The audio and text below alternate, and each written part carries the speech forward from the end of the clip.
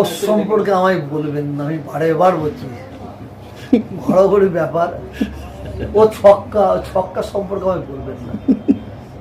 ও একটা ছক্কা সম্পর্কে আমায় বলবেন না।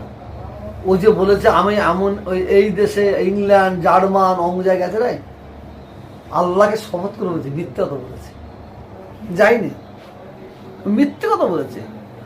ও মিথ্যা নিয়ে পিএইচডি করেছে। আমি বারেবার বলছি, কি যেমন ধরাধর নাম বলেছে। ও ইংল্যান্ড গেছে, জার্মান গেছে, আর কোথাও গেছে বলছে। ছি ছি ছি ছি। হ্যাঁ, ও আর কলেজে পড়েছে, ইউনিভার্সিটি পড়েছে। তা ওর সম্পর্কে বলে লাভ নেই। ও ছক্কা সম্পর্কে বাংলার মানুষ জেনে গেছে।